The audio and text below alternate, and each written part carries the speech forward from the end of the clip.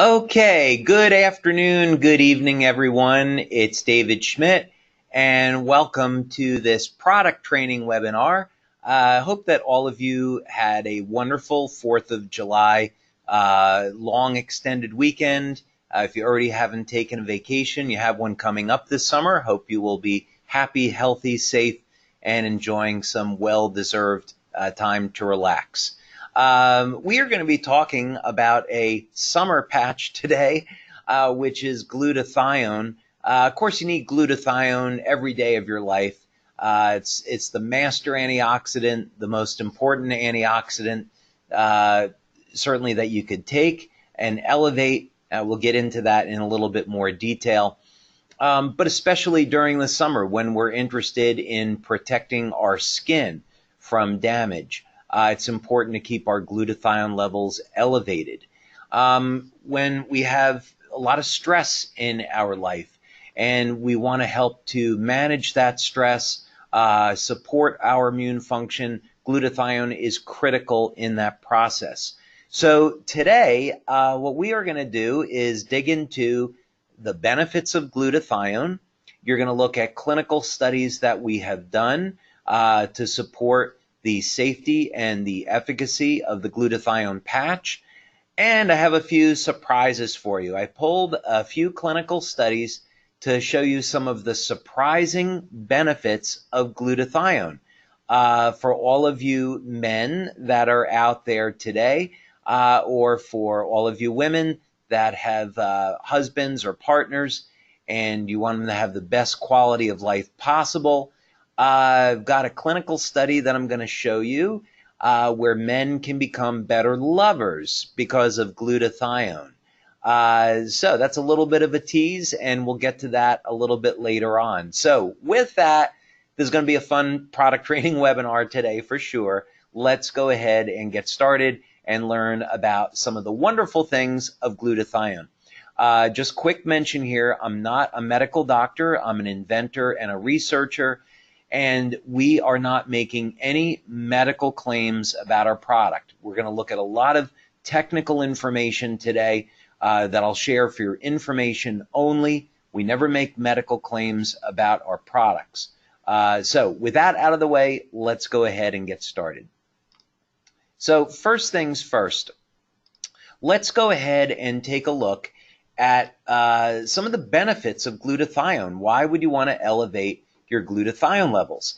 And I found a website here, healthtrends.com, that had a very nice summary of some of the benefits of glutathione. Now, glutathione, as I mentioned, is the body's master antioxidant. So there's any number of antioxidants in the body: vitamin C, vitamin E, alpha-lipoic acid, coenzyme Q10, and others. But glutathione is ubiquitous. It's found nearly everywhere, nearly in every cell. And it can also help take an antioxidant like vitamin C, which has been used up, and convert vitamin C back into its active state. So glutathione is incredibly powerful. Now, when we think of antioxidants, two of the things that they will do is help reduce our susceptibility to oxidative chemicals, and they'll also help to manage inflammation. So let's say that you're working with someone that has Parkinson's disease, or you have someone with rheumatoid arthritis. You could apply the glutathione patch and help to see a reduction in inflammation and even a reduction in pain. This is because of the antioxidant properties of glutathione and how it helps to manage inflammation. So those are some of the basics when we're talking about an antioxidant like glutathione. But now glutathione goes way beyond that. One of the things that got myself interested in glutathione is its connection to aging and lifespan. Studies have shown that how long you live is directly correlated to the body's levels of glutathione. Also, so what this is really going to mean is that we can potentially extend lifespan with glutathione, potentially, but it's really more about staying younger longer and keeping the body healthy. So that's a big, big benefit of glutathione. Now, as glutathione is an antioxidant and found nearly everywhere, it's going to protect organs like the brain, the liver, and the heart, just to name a few. Glutathione also has an intimate role with the pancreas, we'll talk about in a moment. Now, the majority of glutathione that's made in the body is made in the liver, and maybe not surprisingly, the liver is the most regenerative organ in the body. So in any case, especially someone that likes to drink, maybe not have a healthy diet, keeping your glutathione levels elevated can help to protect the liver. By the way, we're getting quite a few questions coming in here. Just want to remind you that at the end of this brief presentation, I will be answering questions. Okay, some other things here about glutathione. Glutathione it plays a role in supporting immune function through several different pathways. When you go to this website, there are going to be a number of medical applications of glutathione. And bear in mind that, number one, we don't do any research on looking at how any of our patches can treat medical conditions. We always look at treating symptoms. And just because there's research on the use of glutathione to treat a medical condition, we don't make that as a claim. So here's would be a good example. Parents that have children with autism have noticed that they use the glutathione patch and the symptoms of the children improve. This is kind of understandable why that would happen. It's very important to distinguish, though, that glutathione is not curing autism. It's just simply helping to manage some of the symptoms. So in any case, I think that's a nice overview and introduction to some of the benefits of glutathione. And in the interest of time, you can go and to healthtrends.com and look at some of these summaries for yourself.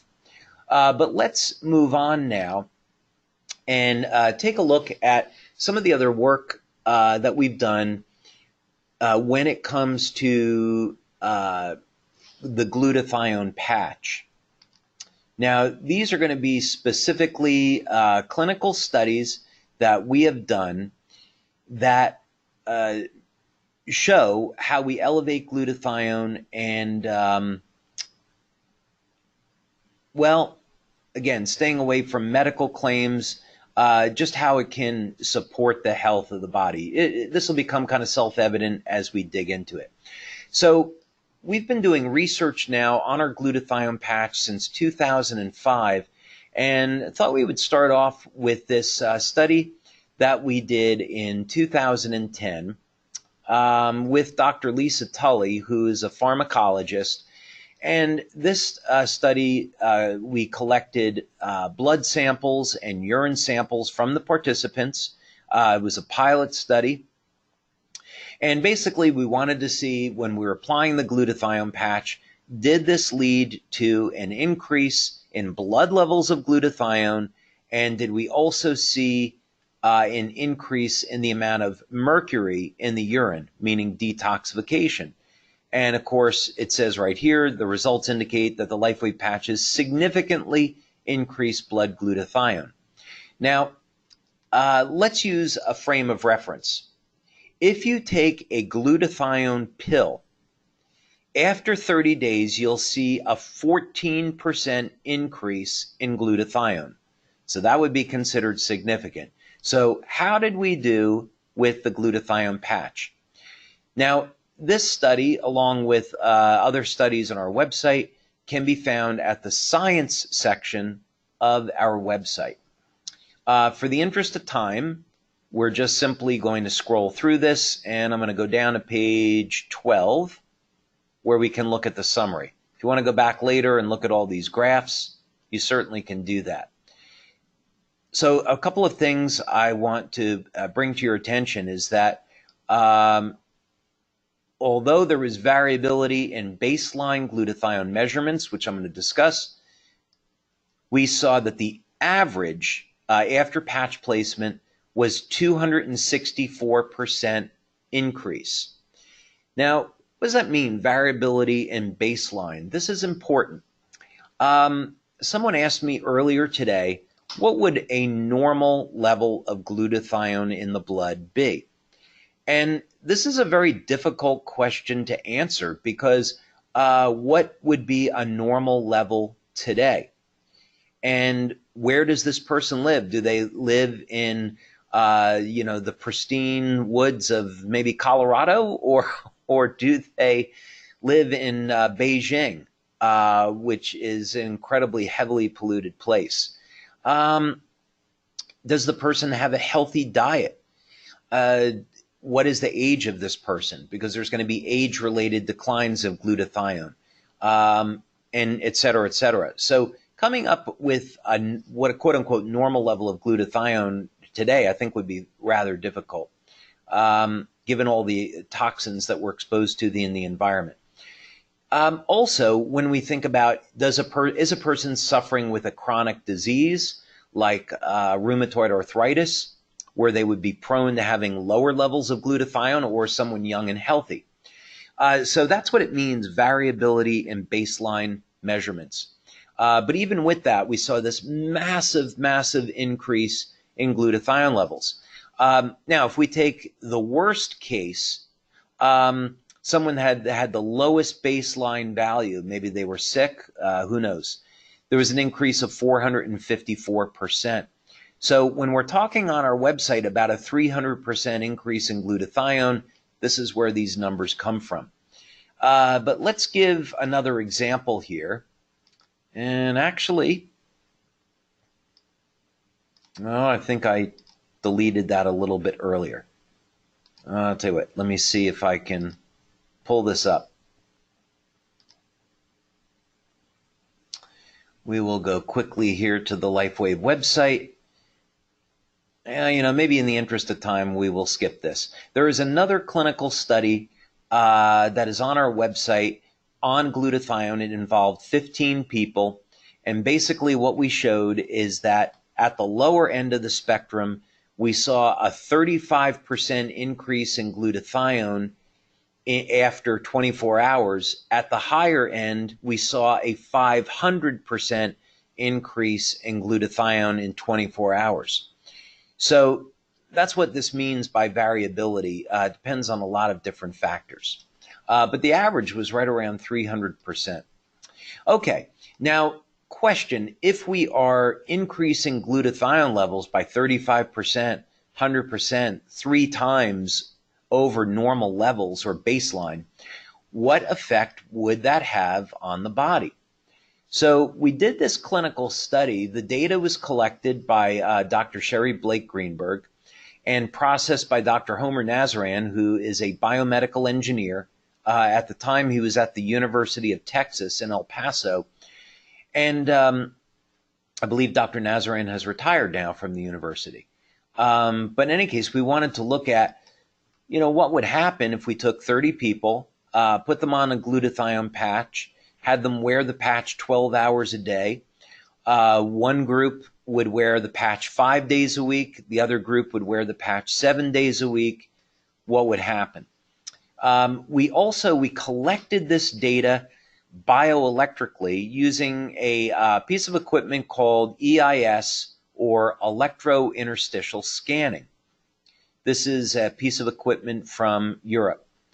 And what the EIS system allows is to look at the bioelectrical function of different organs in the body. So with this, we can measure what's going on in the pancreas, the liver, the gallbladder, and so forth. And it gives us a nice idea of whether or not there's going to be any changes in the physiological function of those organs. So again, in the interest of time, skipping ahead, and again, you can get this study yourself right in the science section of the website, we see some pretty interesting things. The first thing is in the first group that were using the patches 5 days per week, we got a highly significant improvement in the function of liver, gallbladder, intestines, and so forth. And you can see, for those of you that follow statistics, you can see we got p-values of 0.001 and 0.01. So these were highly, highly significant findings. The other thing that we found in this study is that using the glutathione patch 7 days a week produced much better results than only using the patch 5 days per week. This was actually quite a surprising finding. We had thought that the results would be quite similar. So to find out that there was people got about double the benefits, double the results using it 7 days versus 5 days was quite surprising to us. Now, let's keep moving so we can get to some questions. But one of the things I want to get to now are some studies that are independent, third-party, done on glutathione supplements to show some very interesting research that people are doing on glutathione. Now, about 10 years ago, myself and Dr. Haltiwanger were invited to speak to the United States Army on our glutathione patch. And the reason why the U.S. military and other militaries are interested in glutathione is that the #1 disability is hearing loss. And as it turns out, glutathione protects the hearing from hearing loss. So this was a study that was published back in 2000, and you can see right here, these results indicate that glutathione is a significant factor in limiting noise-induced cochlear damage. So in other words, if you want to protect your body from hearing loss, keep your glutathione levels elevated. Now let's look at another study, which I think you're going to find incredibly interesting, and it has to do with glutathione and immune function. Now this sounds like a maybe a boring topic, but just bear with me for a second and you're going to see why this is so incredibly interesting. Now, #1, we know that glutathione supports immune function. Okay, fine. But what would happen if we took someone that had HIV? Okay, they had the AIDS virus. This, of course, is, horrible disease. Not many options available to people publicly. So what could someone do that would be natural as opposed to taking a drug that would have limited side effects and could actually improve their chances of survival? Well, as it turns out, glutathione has some surprising benefits for people infected with HIV. Now, I'm going to make a comment that this study was done by supplementing with N-acetylcysteine. What is that? Cysteine is an amino acid. So this is a form of the amino acid cysteine. And cysteine is the rate-limiting amino acid for building glutathione. So in other words, glutathione is made of 3 amino acids, and the one that people usually have deficiencies of would be cysteine. So to elevate glutathione levels, you can take a cysteine supplement. It doesn't work as well as our patch, by the way, but that's what they used in this study. So in any case, 2 placebo-controlled studies have shown that when working with patients that have HIV, that N-acetylcysteine, which elevates glutathione, caused both cases significant increase in all immunological functions. That's absolutely incredible. I think almost what I might find more amazing is that this was done back in 2000. So why doesn't everyone know this? This should make national headlines, and this should be standard of care for people with HIV. Taking a sip of water. Okay, now, in addition, which is maybe even more remarkable, there was almost a complete restoration of the immune cells, natural killer or NK cell activity. So imagine you have these people wasting away. They could die from the common cold. And here we have elevating glutathione restores their natural killer cell activity. So absolutely incredible. And again, I'm going to take the opportunity. We have no idea if our glutathione patch would have this effect, and we certainly would never make that claim. It'd be a medical claim. So what I would recommend, somebody has HIV, get on a supplement of N-acetylcysteine. Okay, now, maybe I saved the best for last, depending on how you look at it. Erectile dysfunction, not a fun thing, especially during the summer months, the months of love. What can men do if they have erectile dysfunction? And that is perhaps could be the subject of a whole webinar, since there are many, many natural options available to men. But this one study is rather interesting. I have to be honest with you that I was unaware of the role that glutathione played in the synthesis of nitric oxide. I happened to find this when I was doing some research on glutathione. And I do find it a little surprising. But in any case, this was in groups of men that had type 2 diabetes or were healthy, but the conclusion was still the same. When men had low levels of glutathione, this led to a reduction in the synthesis of nitric oxide. Now, nitric oxide is a gas. It's produced from the amino acid arginine. So you can take supplements like arginine or citrulline, and they will elevate nitric oxide. Again, subject for another webinar. But in any case, nitric oxide is a vasodilator, and this is what allows men to produce erections. And as men age and they get damage to their cardiovascular system, circulation is impaired, and men suffer with erectile dysfunction or other problems with sexual performance. Now, this is a really serious problem because erectile dysfunction is an early indicator of heart disease. Makes sense. When you think if you have impaired circulation, this is going to be not only a problem for sexual performance, but for the heart. So we should be very, very interested in elevating nitric oxide. Another thing is nitric oxide has hormonal function, acts like a hormone, and has been shown to be important for circulation within the brain. There's even research going on looking at using nitric oxide as a preventative for Alzheimer's disease, maybe even a treatment. So here we can see it's very critical that keeping glutathione levels elevated helps to support healthy nitric oxide levels. Very, very surprising. And so, in other words, if a man has erectile dysfunction, one thing you can look at is elevating your glutathione levels. I wouldn't stop there, by the way. I would say that would be one thing you can do. But there's certainly many other things to tackle that problem naturally. You don't need Viagra or Cialis or Levitra or any of those other chemicals.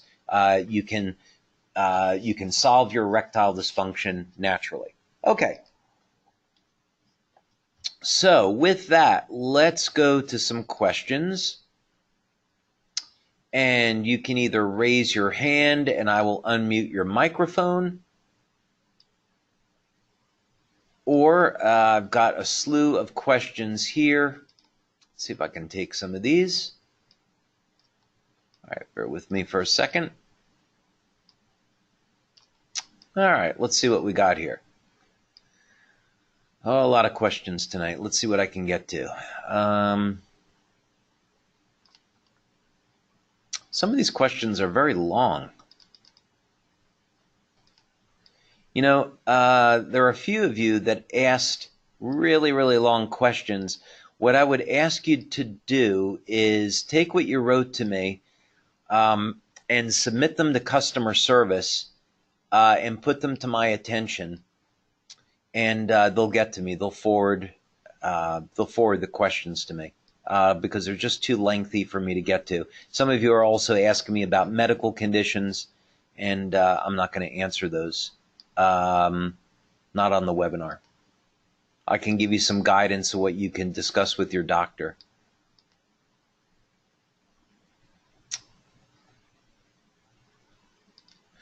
What is the ideal patch protocol for motion sickness? Oh, this is actually interesting.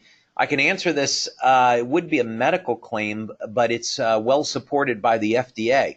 Actually, I think the only thing the FDA has ever approved in terms of a medical claim for acupuncture is the treatment of motion sickness. That's kind of odd. But in any case, that's the way it is. Stimulation of the acupuncture points pericardium 6. So this would be located on the wrists. Actually, I've got them on here today. How convenient. 3 finger widths from the crease in the wrist. By the way, this is always where I wear the patches on Tuesday. So it really, literally did work out that way. But you put the energy patches white on right, tan on left. The pericardium is the protective sheath that surrounds the heart. And so I stimulate the pericardium once per week. But use the energy patches on those points, and it is a well-known treatment for motion sickness. Okay. Along with elevating glutathione for Parkinson's, which patch can elevate dopamine? That would actually be our Nirvana patch. The Nirvana system is going to elevate dopamine and beta endorphins. So those are the feel-good chemicals. Now, if you're thinking about using those patches for treating Parkinson's, again, speak with a medical doctor first. We know, though, that glutathione has had wonderful benefits on helping to manage some of the symptoms associated with Parkinson's. And by the way, reason for this is that glutathione is what's called neuroprotective, meaning it's going to protect the nerves from damage. So, yeah, I'll keep the glutathione levels elevated for someone with Parkinson's, MS, Alzheimer's, and so forth. Neuropathy for sure. Okay, would the this is interesting. I don't think I've gotten this question before. Would the X39 patch be most ideal for gum health support? If so, is it better to place locally near the mouth, such as the chin? Now, the beautiful thing about the X39 is patch placement is virtually irrelevant. So if you want to get the benefits of X39 for anywhere in the body, place one day behind the neck, another day below the belly button, and that's good for the entire body. So there's no need to really apply it locally. You can if you want, but not necessary. Now, the X39 patch, of course, has been designed to elevate copper peptide. A number of years ago, this is going back maybe 15 years, I saw that there was a toothpaste made with a copper compound because it was found that copper can actually kill gingivitis. So this would be to say that we could speculate that X39 would help to support the health of the gums. There's some other things that are very well known to support the health of the gums. Fish oils, for example, or algae oil, basically omega-3 oils, will help act as an anti-inflammatory for the gums. So if you get your fish oils, your algae oil on a regular basis, eat salmon regularly or mackerel, use the X39, yeah, I would say that would be a good strategy for supporting the health of the gums.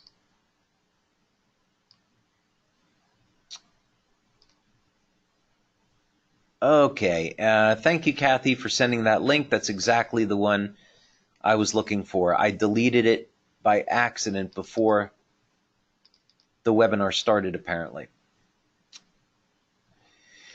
All right, let's see. My almost 13-year-old Cocker Spaniel has cataracts and now seems to be losing her hearing. The X39 seems to have resolved her arthritic pain in her back hips. Would the glutathione patch help with either her cataracts or her hearing? Of course, we don't make medical claims. So glutathione, from what I've seen in the research, can help to protect hearing from hearing loss. But if a human being or an animal has already lost their hearing, I don't think glutathione is going to really help. There is some research on the use of copper peptide to regenerate damaged nerves. So that might be something that would be an interesting area of research. With cataracts, I might be looking at something like glutathione or carnosine. Again, we can't make any medical claims. You'd want to work with your doctor to assess the safety. But given that glutathione and carnosine as antioxidants are found in tears, I might want to look at that.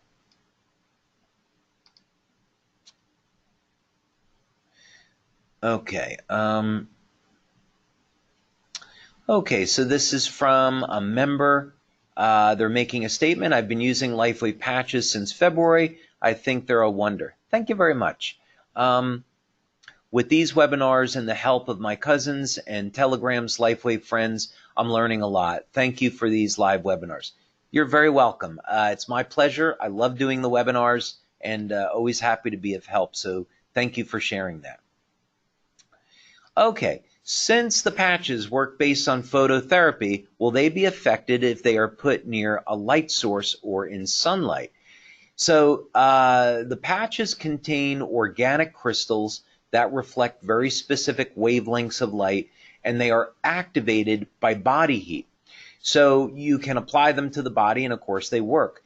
You don't want to store them where they're open to light, where they will be exposed to heat, because heat will deactivate them over an extended period of time. So I would not put them in the sunlight because the UV light or the heat could damage them. Can these patches be used on horses? The technical answer is yes. The FDA has not approved our patches for use on horses. Aculife is the only one that we've had registered. So if you wanted to use them on horses, you could. That'd be your choice, but we don't have them registered that way with FDA. But we have done research on IceWave and Eon on horses, and they work spectacularly well. What symptoms of Parkinson's are helped by glutathione?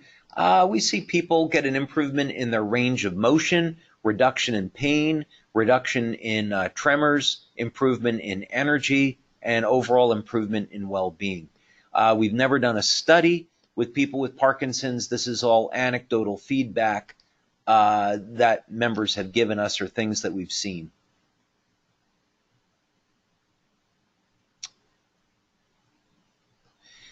Let me see. This is going to be a long question, but it's a really good one. Precisely, what is the glutathione patch targeting to stimulate the glutathione release?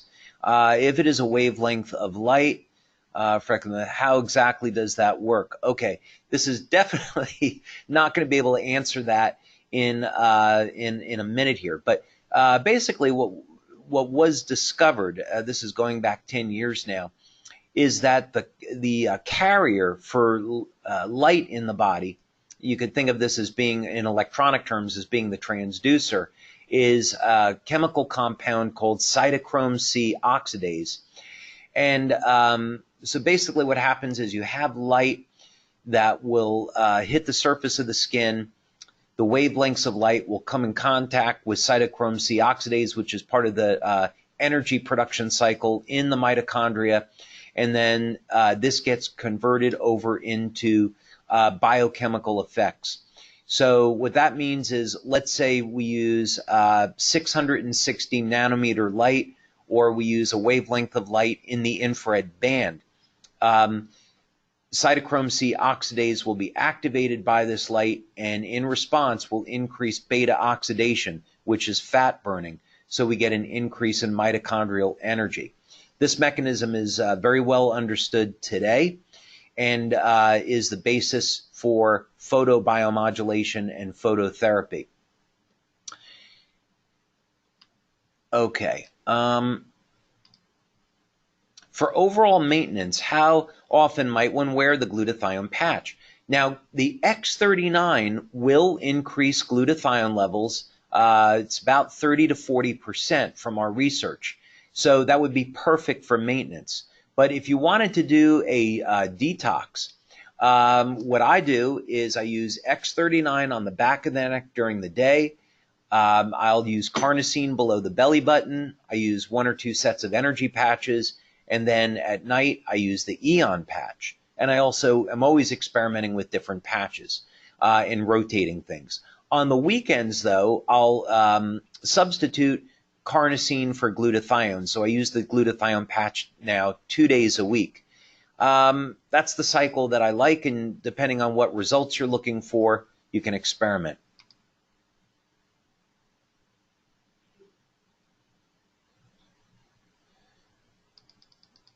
My X39 anniversary date is July 22nd. Are there any clinical studies being run that are a year long? The answer is actually yes. We started that back a little while ago, and we're not quite ready yet to release those results. It's ongoing. And we're at the bottom of past the bottom of the hour, so this is going to be the end here. But yes, we actually made the decision that on the X39, I wanted to do a long-term study. It started out as a study where we're collecting data at 3 months and 6 months, and pending the outcome at 6 months, we'd extend the study to 12 months. We're not ready to tell what that's going to be about, but I can tell you're going to love it. This is looking at a very, very interesting potential benefit of X39.